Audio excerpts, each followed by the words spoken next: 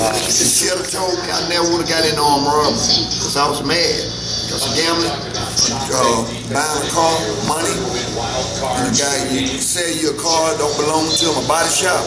They sold me a car that didn't belong to them. They forged it. They sold it to me for $300 or whatever dollars. That was in 1974. So I went looking for him. I wasn't going to shoot, but I was just going to scare him, give me more money. So I took out a warrant. Took that by deception. By that time, my mom got hit by a car, worrying about me. I went home by 3 in the morning. She wasn't there. I said, well, I'm going to go to the hospital. There she was, worried about me. Got run over, worrying about me. She felt me. And she tried to stop me. I went and robbed the store for $56. High, drinking, trying to get my money back for my car. You know. How old are you now? I'm 63. Okay. I got saved. I ain't had that desire drink since 86. I turned myself in 87. I was on the run. I went back third time. They made me do 3 more years. Third time. Because of my driving. I ain't had no desire. That's since 86. Late 86. So I repented. Lord, I moved to alcohol, gambling. I repented. Lord, I repent. You take it away. You mean business. Good for you. Yeah. So, look at me. Wow. Unfortunately, I was homeless. I had an attack. Look at me. I'm here. I used to have rheumatoid arthritis. I had an attack. I went to no doctor. Look at me. I take medicine. I suffer a little bit. With gas. It's okay. You know what I take for gas now to help me? Because nothing else really helped me. Mustard. You know mustard? Sandwich mustard.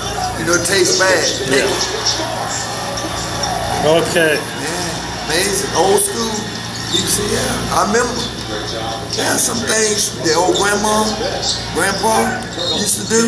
Because they could, couldn't go to no hospital. About something wrong unless you have dead or bleed. You know that because here in Georgia it was segregated up until '69. You couldn't be black and white, it was separate. I grew up here, so you had problems in the '60s all the way up until when King got assassinated, and then the next year they integrated schools. They changed. That's the only time. Wow. It was segregated. White on white, black on black.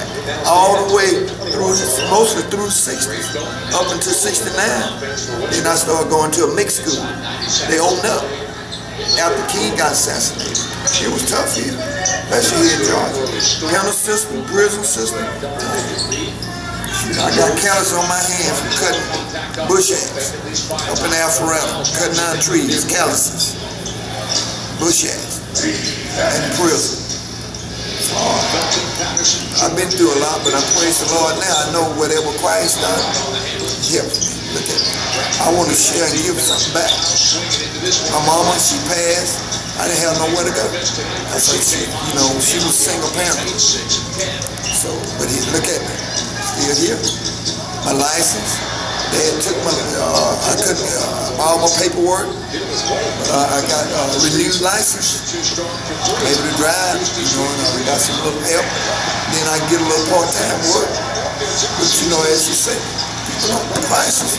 Guys come in, and I listen, they come along, they don't, you gotta repent, just repent. He's there. He's alive. Repent. People don't want to be just, okay, then they go back to it because they backslide. Yeah, well, hell, the devil waiting on you to go back to it. You know what I meant? I noticed on Thursday nights here, they have this Bible study thing. And I was down here last Thursday night. And as soon as the man walked in, about 5 guys were in here, and as soon as he walked in, they all picked up their chairs and went outside. Okay? Because most of them want nothing to do with Christ, nothing to do with God, nothing to do with the Bible. And it really struck me that, man, everybody just got up and walked out. And if you live here long enough, you realize that here is where most people need to hold on to Christ. But instead of that, they walked out. Check this out. Let me show you something. I got how the devil works. I got a check from the Comcast. I let them go. A check $35, $34. Actually, they folks sent me $104. So when I get this check today from my deposit, because I let them go, right? So I get this. I said, well, I said, no, and I called them twice. They tell me, they said, well, Mr. Young, we charging you $70 because you decided to let go. I said, they kept reporting that I'm going to get at least $104 back of my $200 deposit. They took out the last payment of what I owed them on the bill. And so that left a balance of $104. See what I get? Now watch this, and I'm going to show you something. I still have peace. See, because I seen times, I be down there fussing. I say, you know what I mean? I let them know exactly what type of business you running at this Comcast. But I have peace. I feel good. I'm fortunate. I'm blessed. No matter what you done did, or how you doing it been played before. That game been played before. And I'm thankful that when it was played, it worked against me. Always worked against me, but not no more, because I'm saved. I got peace. And you can take the $35 out. I'm grateful. And it's painful. It's painful. But guess what? I got peace. I don't get angry, you know, all that old stuff. You know, I have peace, regardless of the pain. Because I was looking for at least 100. I waited almost, I know, 2.5, 3 weeks for this. And I'm at least looking for. So what was the $70 for? They tell me because I no longer need their service. They'll tell you anything. They'll just, first of all, they don't want to give you your money back. They don't want to, in other words, they just about turn the switch on and off. And I since believe eventually they're going to have someone that's going to really act real negative towards them if they don't be careful and treat people right. Because what they're doing is really bad. Okay, my bill actually should have been $52. You know what they charge? $77. They put all some kind of taxes. Tax on this, tax on what? My bill ain't but $52. How'd it be $77? So when I made a comment on the phone, they called me for about 2 weeks in a row, over a week. I want to know why. You know, I dismissed the case. I dismissed my services. No longer I want your service. Why? Because when they realize why so many people decide to dismiss their services, and when they realize, they got to look in the mirror. You know, and I left it like that because I say, if I continue to complain on the phone, they asked me one time, you know, how you feel about the service. I told them, I said, well, I didn't want to make the guy look bad. I said just a little negative. I didn't go a whole lot. Why? You know why? Because I'm looking for my money back. Because if you talk too much, the first thing they're going to do is say, oh, you know what I mean, or something. Of course. So I say, well, okay. But when I actually, you know, it's like $70. Let me tell you what, I turned in all these December the 5th. I said, I'm going to let it go. That'll give me at least to where they won't take my old $200 deposit. So when I realized they wrote me a letter saying, oh, well, Mr. Young, twice. You're going to get $104. I got the letter, $104. And then when I get this check, they tell me, well, for you, in other words, it's $70 fee because you're on the contract. Yeah, you know, so I'm like, well, why y'all even decide? How long you been in this building? Oh, I've been here. I came here 29th of, I actually came here the 1st of April, around the end of March. When? Last year. Actually April of last year. But I didn't get cable till later. Because when I saw all the commotions in here, I didn't want to be too far. You know what I mean? All this. So before you came here, you knew the type of people that was actually. You know, actually, here, not really. I knew one guy that I worked with. You know, used to work with. He said, "Well, Floyd, once you get your SSI, then you know." But I didn't.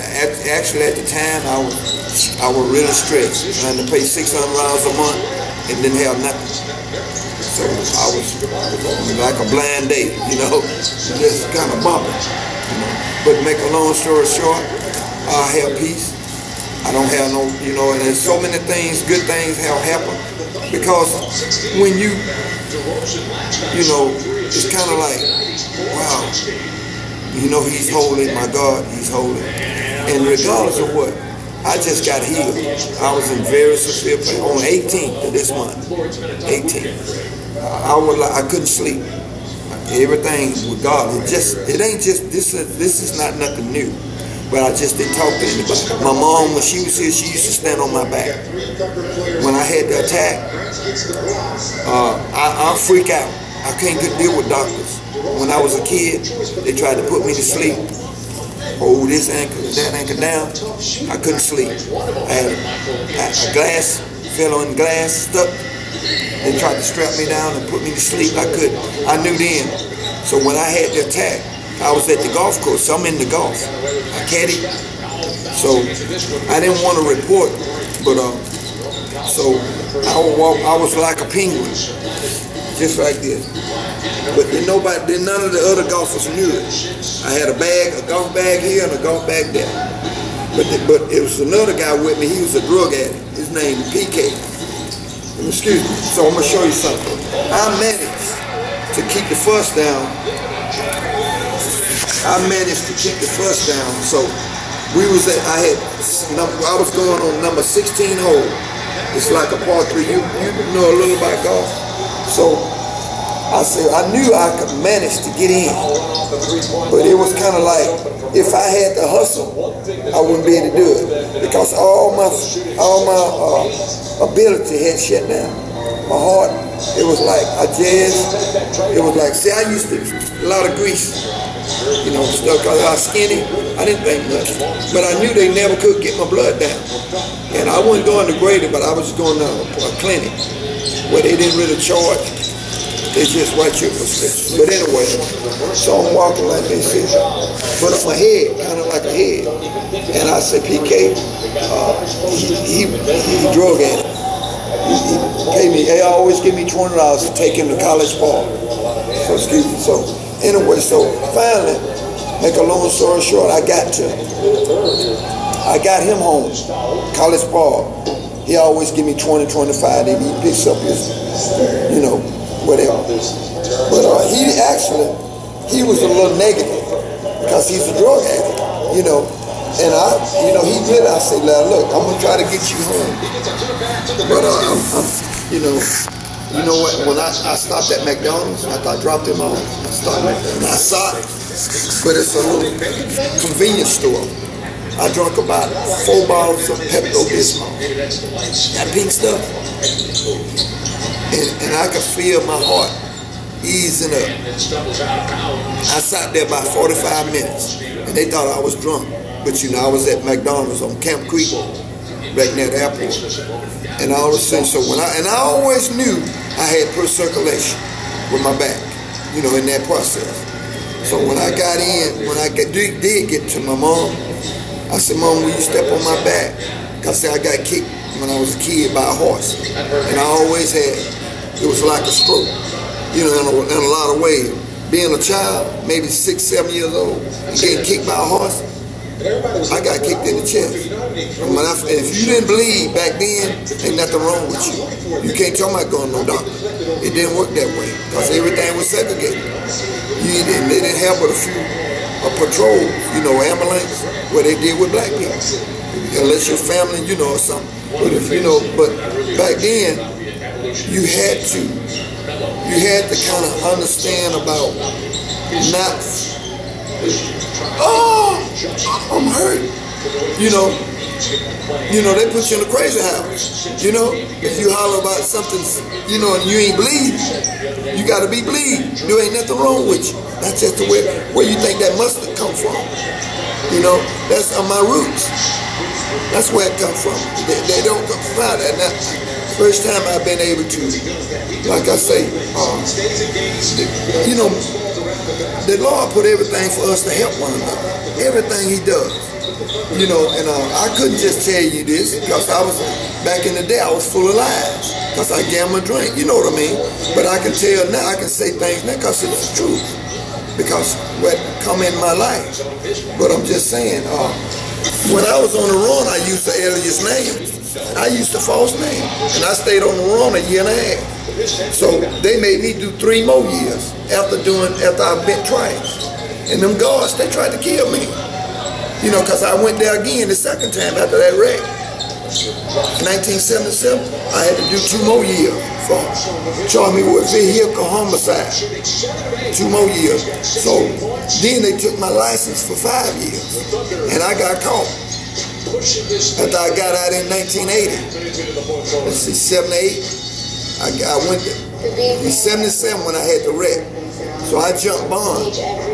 So then I had to turn myself, I didn't turn myself in, they found me, they caught me. So from 78 to 80, I did 2 more years. So then in the 80s, during the 80s, I started getting tickets. So they say, well, you got habitual, you're habitual, you got too many points. When I got caught, I was on the alias name. Wow. But it didn't matter. They knew my real name. That's my record. Do you know they made me do 36 months? From 87 to 90. I got out in 90. So why so much black people down here do time? I tell you, I'm going to tell you why. First of all, you don't have the right representative. You got to have a lawyer. You got to understand what. You got to be educated, whether you go to prison or whether you ever had any trouble. But you got to have a little knowledge about everything. You got to know it, like law books. Read law books. That's the difference. Understanding about law books, just like a lawyer, or just like somebody at law books that lets you know your rights. Understanding your rights. When you understand your rights, it's hard to get looked. It's hard to get looked. Because they'll take your money. People got money, they'll take all your money, you still do that time. Why? You know why? Because you don't know your rights. And half the time, the lawyer defend you. He may help you, but then again, he getting that money. But he not really defending you.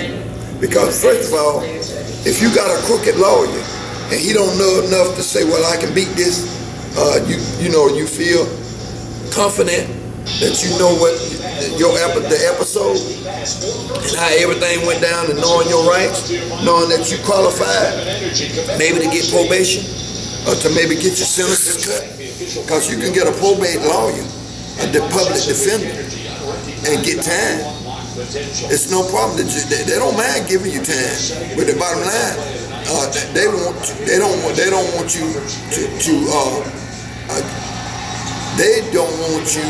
to discover that you don't have to do the time.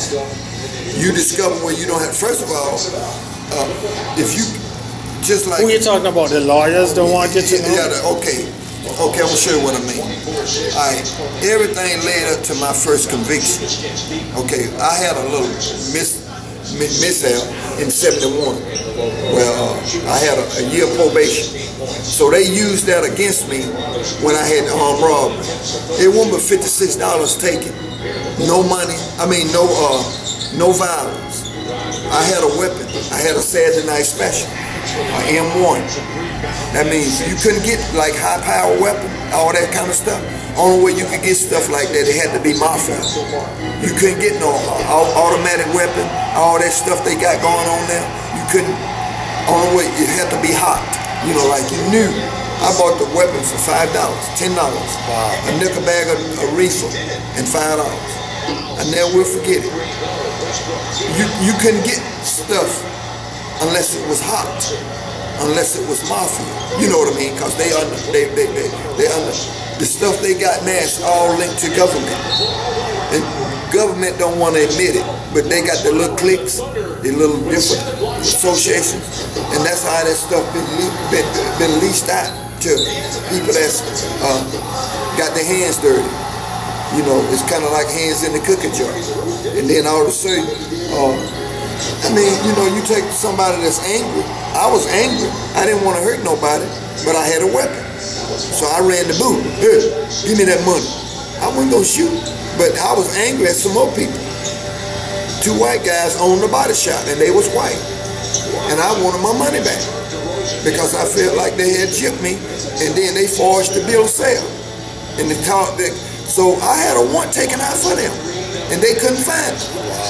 When they found them, I was in jail. And the woman I was telling you about, she was, listen, if anything, if that woman had, right now she's suffering. If she's from St. Louis, I met her, she got pregnant. She didn't tell me. All she had to do was say, Floyd, I'm pregnant with your child. That would have changed my life. I'm the only child, and my mom was a single parent.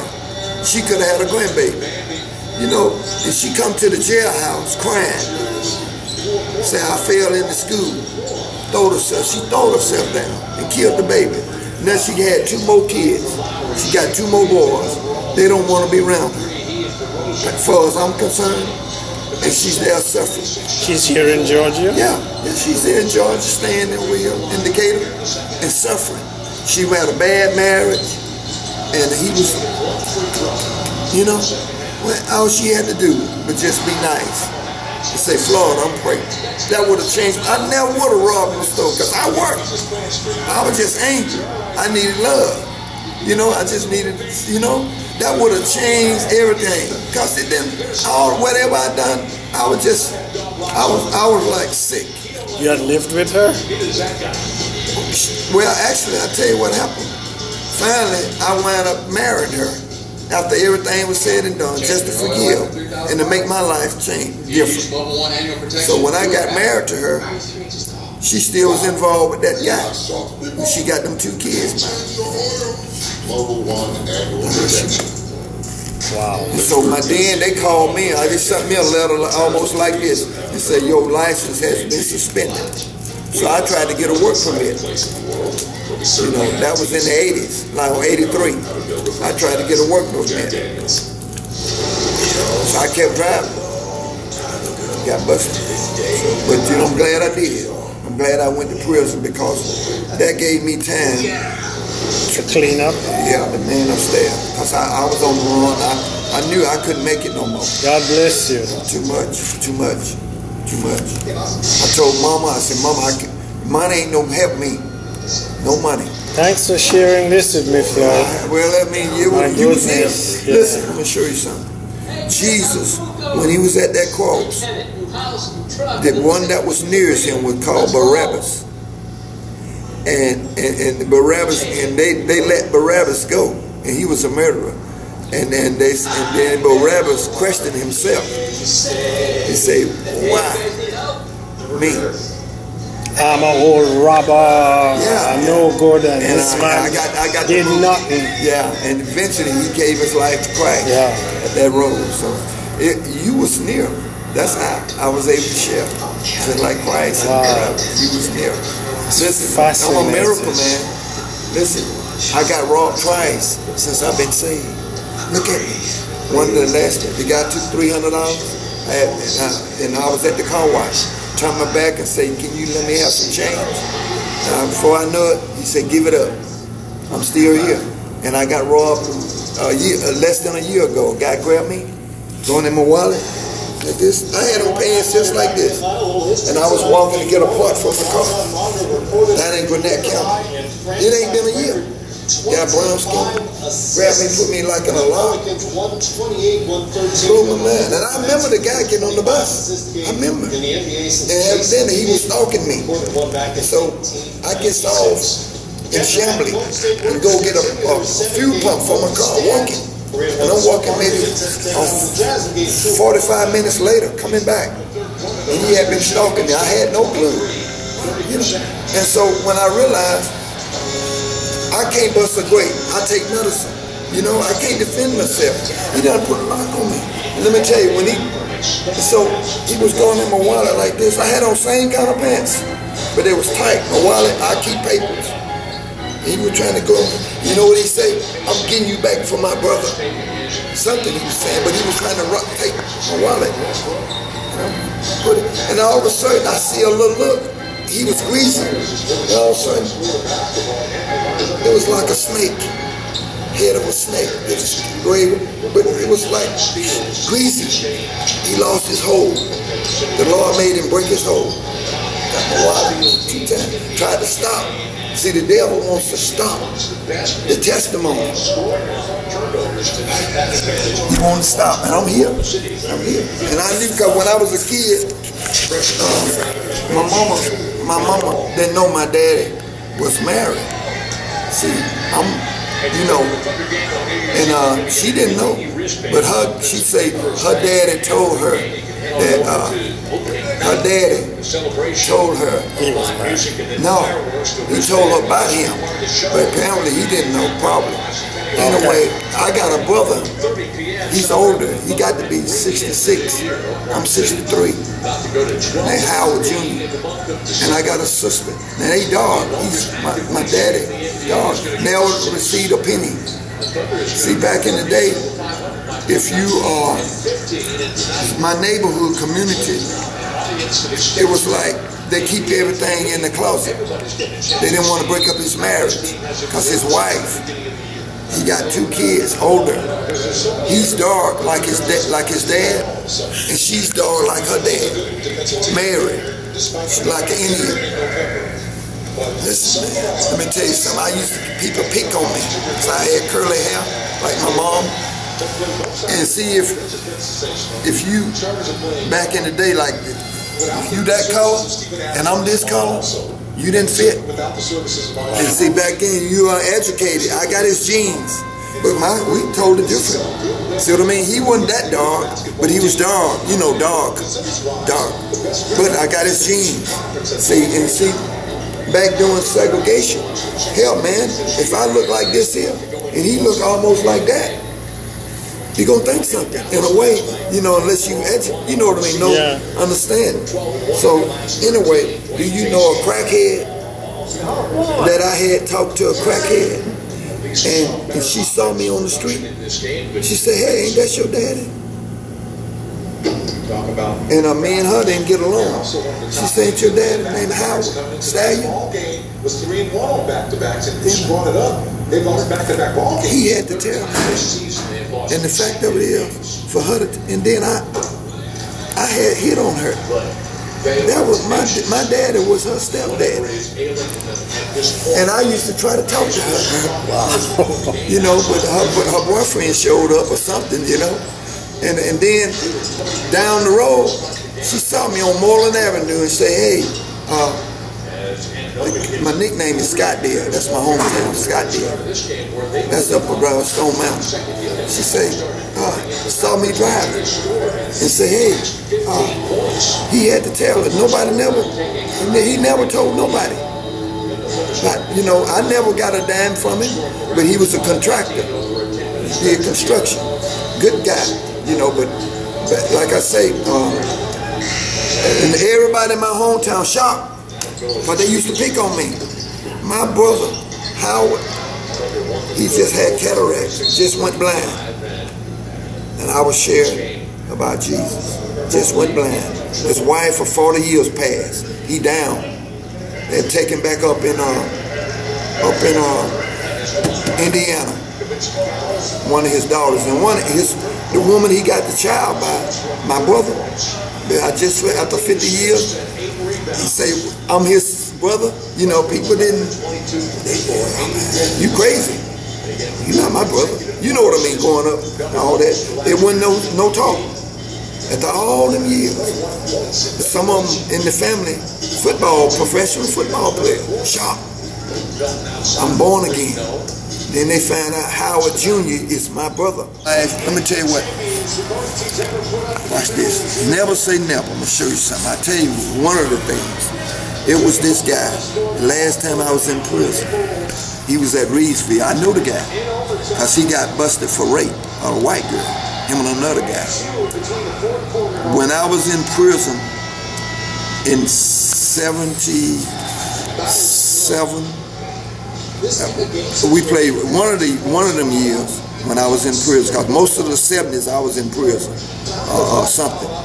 So this guy named is Lewis. Okay, I'm already out of prison for the second time. I see him. His name Lewis. He's been in the prison 25 years. Now he's on the street. But guess what? We grew up, he older. We grew up in the same community, Scottsdale. And matter of fact, when he had the incident with the white girl, him and another guy named Duke, they didn't work at the golf course, but I did. I was 9 years old. Kennedy got assassinated. My 5-speed English bike got stolen. And the girl got raped in the pool. Wow. And my bike got stolen that same day. And found out when I'm in prison, I see him. He tells me he the one that stole the bike. And let me tell you, so when I get out of prison, I see him, he's on the street. Ain't got nowhere to sleep. Guess what I did? You know what happened? I let him spend the night with me and my mama. And guess what? All that came, it hit me. It hit me. The fact that... And that was no coincidence. No. If you believe in God and you get saved, that's no coincidence. Yeah, but at the time, now listen, I wasn't saved. I was on the run, and I saw him. He'd been in there probably 20 years when I saw him. Okay, that was in '63. Last time I actually saw him. And I didn't see him in '63 because they probably trying to kill him. You know, I finally caught up with him and he wound up doing life, 25 years in prison. They didn't even want him back in Georgia at one time, apparently. I knew his brother. His brother and I at the same age. But evidently everybody else had turned against him because he didn't have nowhere to stay.